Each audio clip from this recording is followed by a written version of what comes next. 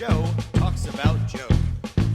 And now, your host, Joe Slepsky. Hey, Joe on Joe listeners, it's me, Joe Slepsky, and I'm back and you're back. This is the quarantine re-releases of our original tracks going back 4 years, and I hope you're enjoying these as much as I'm enjoying reliving them, warts and all. I think you can easily hear where I'm finding myself and finding what the show turned out to be, so I'm really happy to share these with you guys. Again, we pulled these back from behind the Patreon wall, and I wanted to make them available to everybody during this time to share and give and listen and have fun, especially because G.I. Joe's back on YouTube now. So, yeah, so I appreciate that. And you guys can always follow me at Joe on Joe Pod on Facebook and Instagram and Twitter.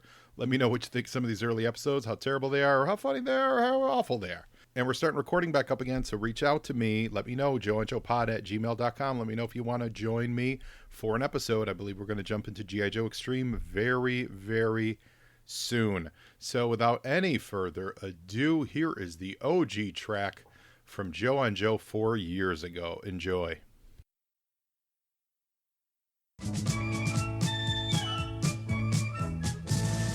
You are listening to the Joe on Joe podcast, the only podcast where Joe talks about Joe. And now, your host, Joe Slepsky. Hi, and welcome back to Joe on Joe. It's your host, Joe Slepsky, and we are getting ready for the final episode of the Pyramid of Darkness. We've been working 15 weeks to wrap up these miniseries, and the day is finally here. Now, today's episode is called Nodding Cobras, Coils, and it features the culmination of their power-draining plot. It features the return of Satin. It features Quick Kick meeting the Joes for the first time. It features the Crimson Twins. It features, well, I think you'll learn what it features as we watch the whole episode. Remember to follow me on Twitter at Joe on Joe Pod, Facebook Joe on Joe Pod, and send me an email at joeonjoepod@gmail.com and let me know what you want to hear on a future episode. So sit back and relax, turn the lights down, and imagine Cobra taking over the world one pyramid at a time.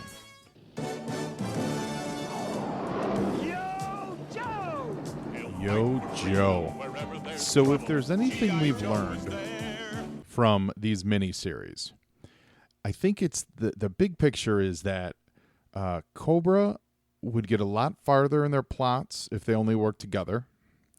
I think the G.I. Joes are a little too trusting of newcomers, even though I guess it hasn't bitten them in the butt yet. But they sure do seem to take on newcomers pretty quickly, as we'll see again in this episode. They do meet a lot of strangers that help them along the way.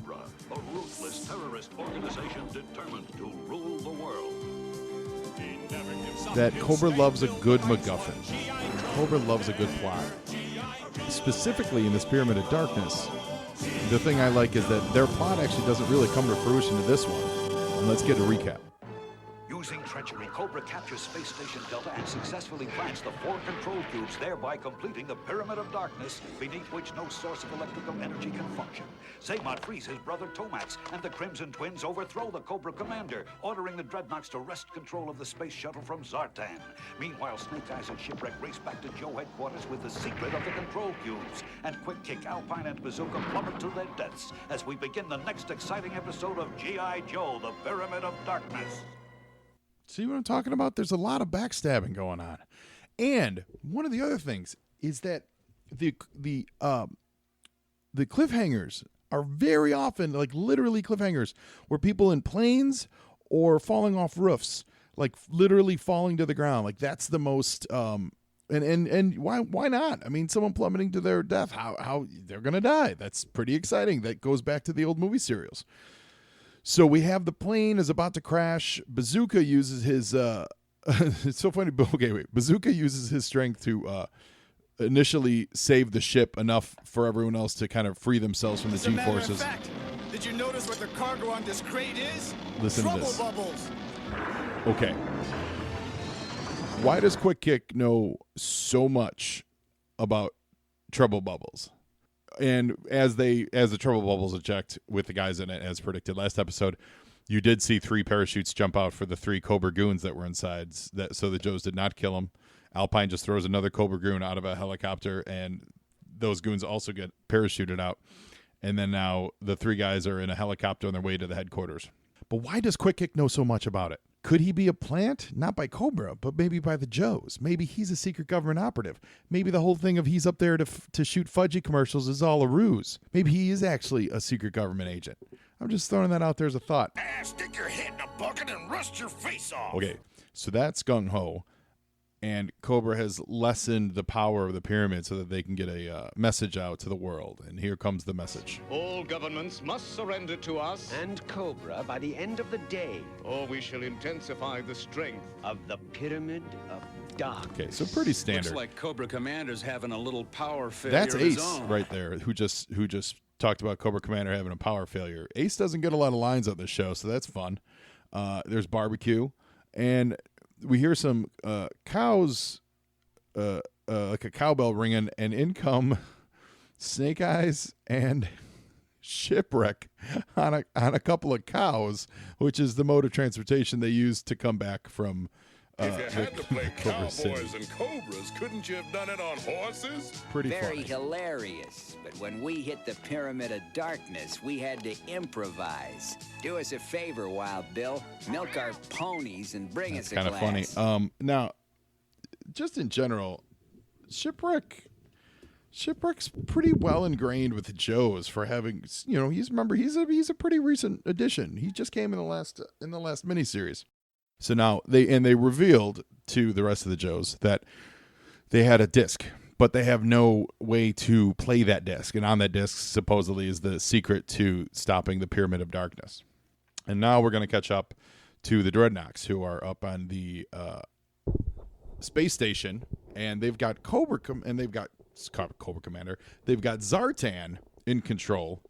The Fatal Fluffies have him under control as well. And they just revealed that there's a special whistle that Zartan was using to control the Fatal Fluffies. The whistle that controls the Fatal Fluffies. Torchy has it around his neck. See that whistle, Junkyard? And Junkyard goes to save the day, which goes back to maybe that's why the writers put him on the space shuttle in the first place, because now we can have the dog stealing back basically what's a dog whistle. And the Fatal Fluffies are now getting ready to attack. The Fatal Fluffies are going crazy. That's Mutt, and he's blowing on the whistle, and it's driving the Fluffies nuts, and they start reverting to their cute and fuzzy form. So they're like gremlins crossed over with tribbles. And so now they're cute again, and now they're hiding behind the legs of all the Dreadnoks. And the rest of the Joes can attack at will. It was all Zartan's fault. And there they go. They're gonna beat the crap out of the Dreadnoks. They're gonna free Duke and put the Yo back in Joe. Duke just gave both of them. Duke just gave both of them low fives. It was so great. And so from the satellite, they flip a few switches and they send beams of energy back into the satellites, basically turning off the cubes. I'm sorry, back into the cubes, not the satellites. So now the Pyramid of Darkness is shutting off. We're losing power. And it's at a good time, too, because the helicopter that has Alpine and Bazooka and Quick Kick in it just crossed into the dark zone. So they were about to crash, and now their helicopter comes back to life because the pyramids just got turned off. So they're able to save themselves and keep on trucking back home. Meanwhile, back at the Cobra base, which is a hidden temple underneath a waterfall, Most foul. Cobra Commander is very upset. Calamity most foul indeed. No! Your selfish bungling has permitted the Joes to undo my exquisite Pyramid of Darkness. He has such an interesting relationship with all of his lackeys. I'm back in command It's like now. he just took command again, but he's like, I'm back in command. But he let them take over earlier, and he could have just taken command back. It's such a dysfunctional, fun relationship.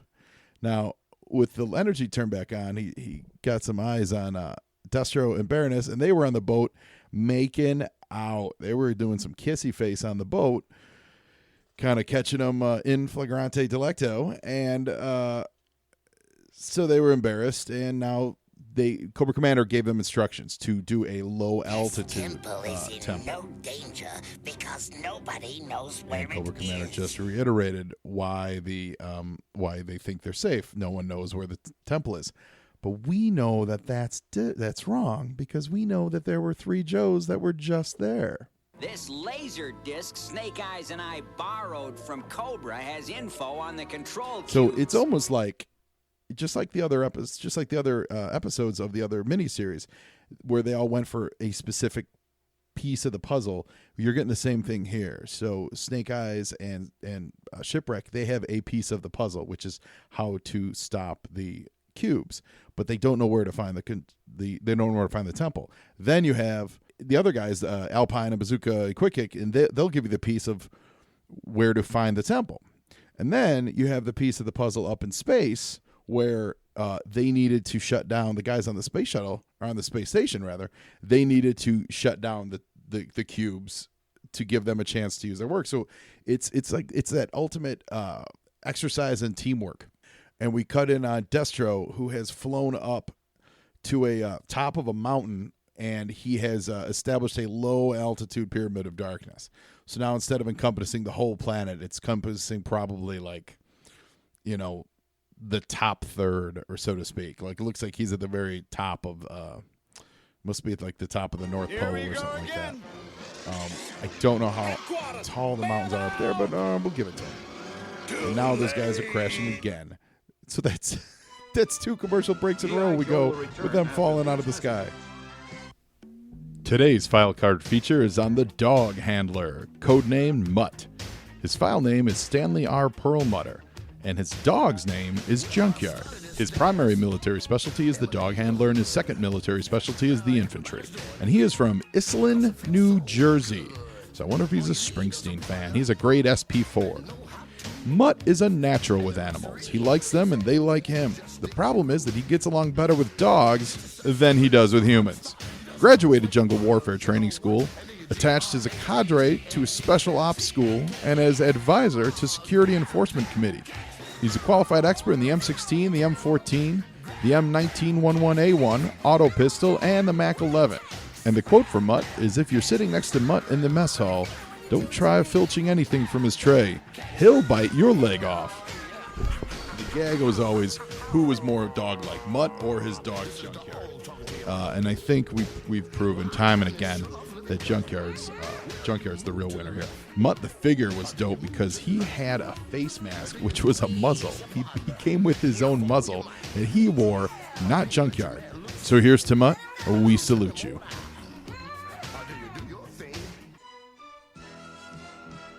Now, back to G.I. Joe. So these dudes, they can't catch a break. They're crashing in every commercial break. That's awesome. But this time they really do crash. And they land pretty hard. A Cobra copter. Sorry to drop it unannounced, but we just happened to fall by the There neighborhood. they are. Bazooka and Alpine. And Well, Stranger. don't keep us in suspense, Alpine. Why'd you treat us to this open house, and who's the barefoot stranger? I like that Shipwreck is calling him a barefoot stranger, not pointing out that he's got no shirt on. Like, he's just going to avoid the shirtless part. Because they're used to shirtless dudes. It's I met barefoot these 2 dudes. guys on the mountain of glass. They were in real hot water out there in the cold, but I shoot away some leopard seals, and we hitched a ride with Major Blood to Cobra Temple under the falls, but we... Oh, So Quick Kick is the micro machine guy. Now listen to this. This is a great bit. I said Major Blood gave us a Rewind ride to that part Cobra about the Temple, Cobra but Temple. we... That's fantastic. Cobra Temple is? Sure, doesn't everybody? Quick Kick's he's very much in the know. I feel like I want an alternate story where Quick Kick is actually sent by the Jugglers. And if you're a Joe fan, you know who the Jugglers are. They're the top secret senatorial committee that funds the Joes. And he was there actually planted by the Jugglers to spy on him, kind of like Black Panther originally joined the Avengers to spy on him in that Christopher Priest retcon book. That would be fun. I'd like to see that story by Quick Kick. So the Joes are now attacking because they know where the temple is at. They're headed there. They got just enough power. Keep going. They're plugging along. To victory!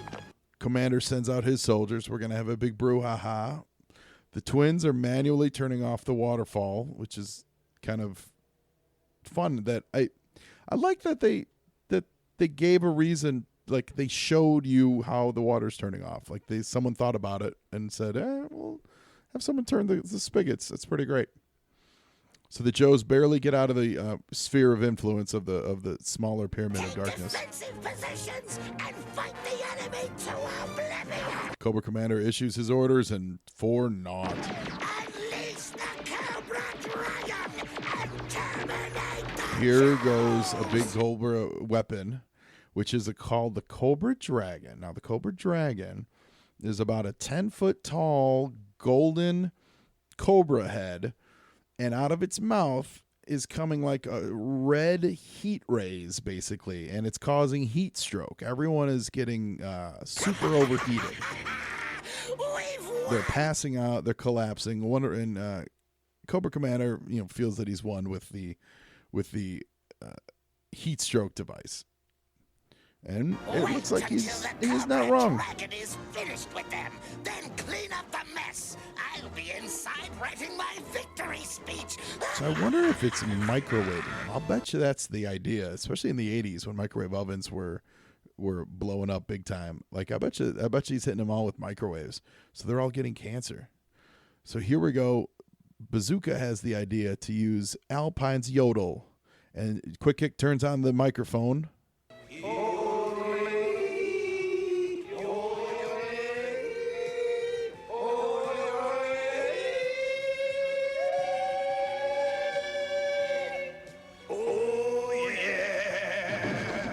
And they jar loose a rock that was in the cavern above the Cobra temple, and the rock falls and obliterates the Cobra weapon, and the Cobra Dragon collapses. Therefore, they're no longer getting microwaved, and as it collapses, it blasts the temple, which is now collapsing on Cobras. So they're getting routed. They're getting totally routed. The Joes are advancing, and the Crimson Twins are jumping into a tank smasher to escape, and Cobra Commander joins them in the Warthog.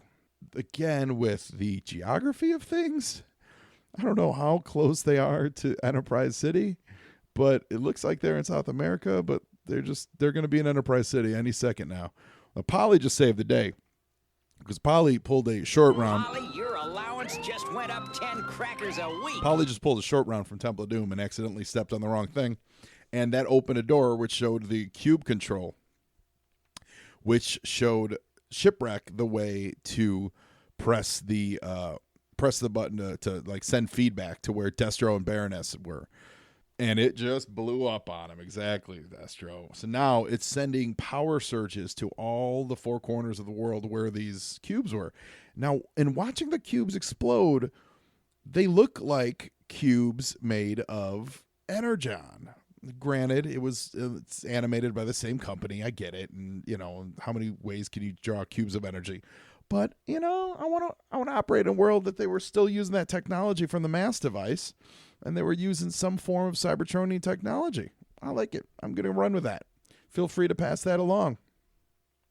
Cobra Commander is very upset, and also this Rattler cockpit is enormous because they took off in a Rattler, and now Cobra Commander is standing in the cockpit of it. So this must be some kind of customized Rattler instead of a traditional Rattler, which is they showed us a traditional Rattler.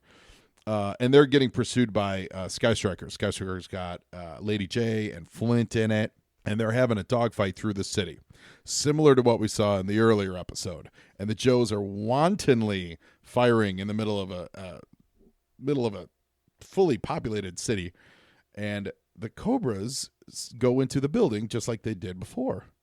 And on to commercial we go. Will return after these messages. Now back to G.I. Joe. So this commercial break didn't have anyone falling out of the sky, but it had Flint flying face first into the side of a building.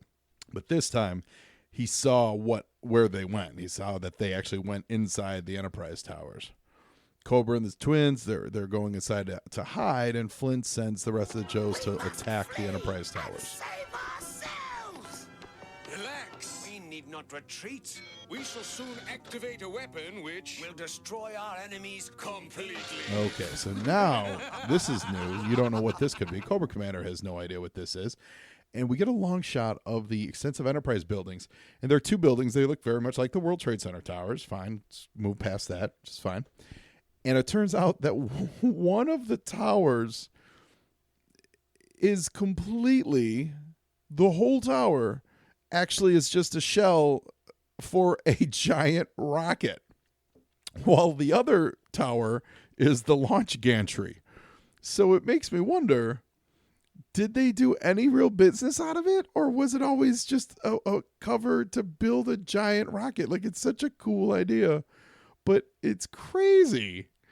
It's absolutely crazy. And let's also point out that when the regular show starts, they revisit those buildings. Like this, if not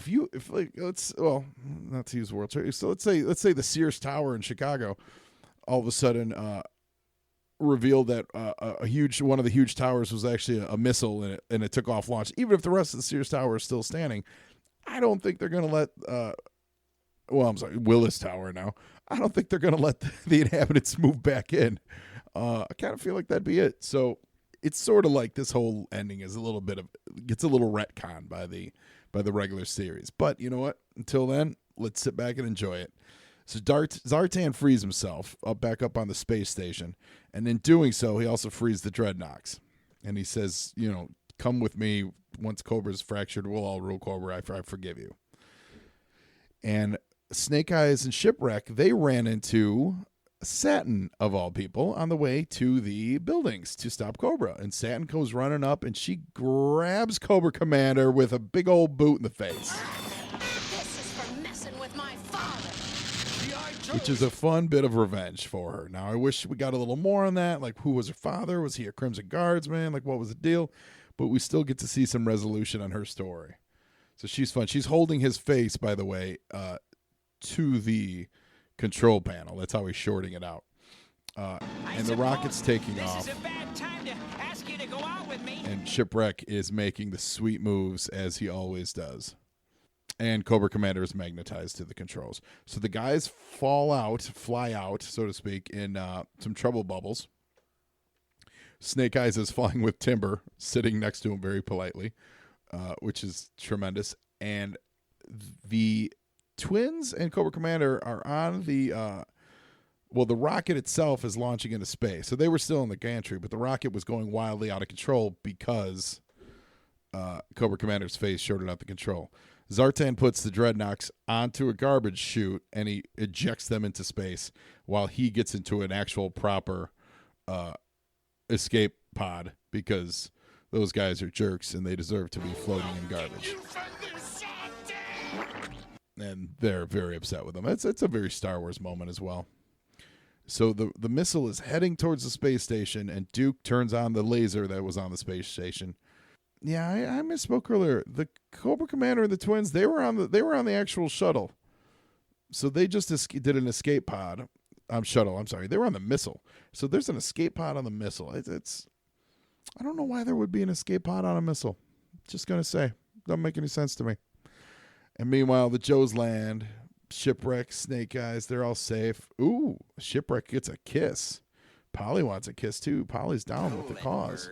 Shipwreck works alone. Yeah, and Shipwreck lets you know what's up. So now we cut to a subway system, and we see that all the Cobras are alive and well. They're all in disguise.